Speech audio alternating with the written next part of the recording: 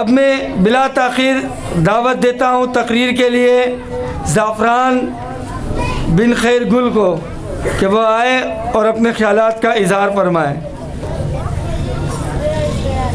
الحمدللہ رب العالمین والعاقبۃ للمتقین والصلاة والسلام علی سید المرسلین وخاتم النبیین وعلی اللہ وصحبہ اجمعین ومن تبعهم الی بالاحسان الی یوم الدین فاعوذ باللہ من الشیطان الرجیم بسم اللہ الرحمن الرحیم ان الدین عند اللہ الاسلام صدق اللہ العظیم۔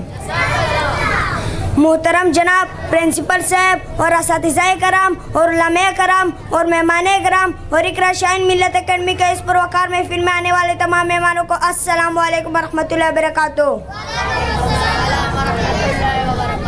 آج بھی ہو جو ابراہیم کا ماہ پیدا، آج بھی ہو جو ابراہیم کا ماہ پیدا، آپ کر سکتے انداز گلستان پیدا۔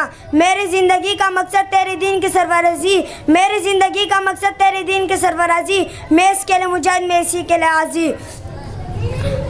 سامعین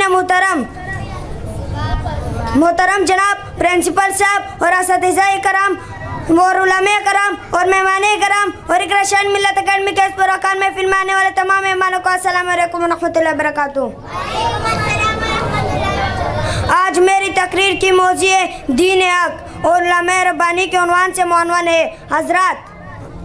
حضرات لوگوں پر دنیا میں ایک ہی دین فرض کیا گیا ہے، وہ ہے دین حق۔ دین یعنی اسلام کے علاوہ اور کوئی دین یعنی اسلام کے علاوہ اور کوئی بھی قابل قبول نہیں ہے۔ اللہ تعالیٰ کا ارشاد گرامی ہے وَمَن يَتَبِعْ غَيْرَ الْإِسْلَامِ دِينًا فَلَن يُقْبَلَ مِنْهُ۔ چنانچہ اس دین اسلام کے مقابلے میں اب جتنے بھی مذاہب ہیں اب وہ سب رد کیے گئے ہیں اور قابل قبول نہیں ہے۔ قبر میں منکر نکیر بھی اس دین اسلام کے بارے میں سوال کر دے گا۔ خوش نصیب انسان وہی ہوگا جو یہ جواب دے دین اسلام۔ تب فرشتے اس کو بطور خوشخبری کہیں گے کہ آپ آرام سے سو جاؤ۔ سامعین محترم دوستو،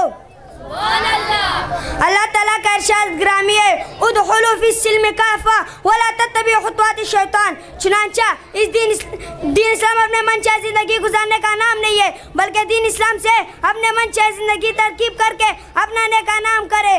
دین نام ہے سچی رسول کی اتباع، دین نام ہے تسلیم و رضا کے۔ علماء حضرت انبیاء علیہ السلام کے وارث و جانشین ہیں۔ ان کے نہایت اور وارثت اسی وقت صحیح ہوگی جب ان کا زندگی کا مقصد اور ان کی کوششوں کا مرکز وہاں ہوگا جہاں بھی اکرم کا تھا۔ وہ مقصد زندگی اور مرکز صحیح و عمل کیا گیا ہے۔ دو لفظوں میں دین خالص۔ اس دین خالص کے لیے ہر زمانے میں چند موانع اور مزاحم ہوتے ہیں، جن میں سے اکثر ان چار اقسام میں داخل ہوتے ہیں: شرک، کفر، بدعت، غفلت۔ مسلمانوں کا کوئی دور حکومت ان علماء کرام کے جدوجہد سے خالی نہیں رہا۔